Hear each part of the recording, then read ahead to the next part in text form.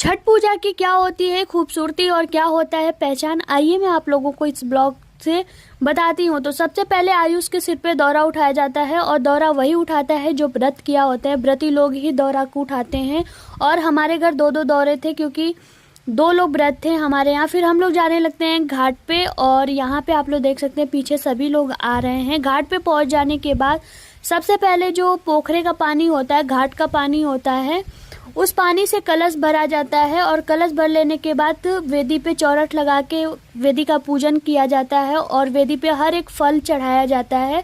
तो मैं सबसे पहले जो वेदी है वेदी पे दीपक जलाने लगती हूँ। एक वेदी पे 6 दीपक जलाए जाते हैं, तो हमें 12 दीपक जलाने थे क्योंकि मम्मी और मामी दोनों लोग का वेदी था, तो 6 करके 12 मुझे दीपक जलाने थे और कोशिया का भी दीपक जलाना था।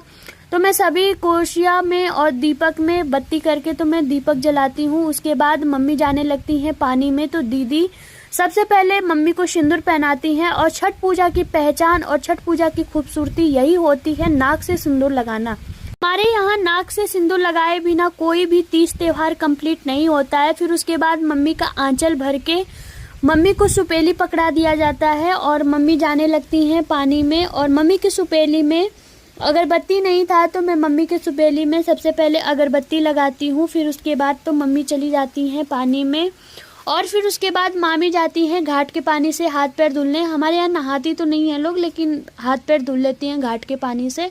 तो मामी को सिंदूर पहना लेने के बाद मामी का आंचल भर के मामी को सुपेली पकड़ा देती हूँ मैं और मामी पानी में खड़ी हो जाती हैं। इसी तरह भाभी का भी मांग भर के उनको आंचल भर के उनको सुपेली वो सुपेली तो नहीं पकड़ेंगी लेकिन वो पानी में खड़ी हो जाती हैं। और फिर उसके बाद हम लोग वेदी के पास बैठ जाते हैं, हम और दीदी।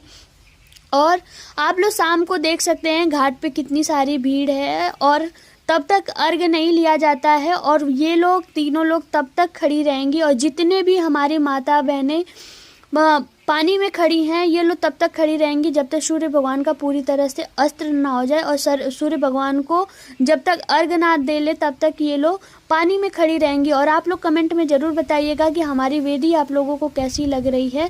और इसी के साथ पहला संध्या अर्घ कंप्लीट होता है और सूर्य भगवान का अस्त हो गया था।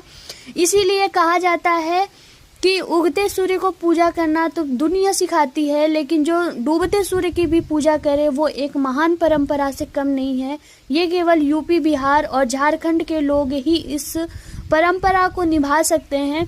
तो इसी के साथ हमारी मम्मी, मामी, भाभी और जितने भी हमारी माता बहनें व्रत की हैं सभी लोग अर्घ लेती हैं। घर आते आते संध्या हो जाता है। आगे के ब्लॉग में मैं दिखाऊंगी कि हमारे यहाँ कोशिया कैसे भरी जाती है।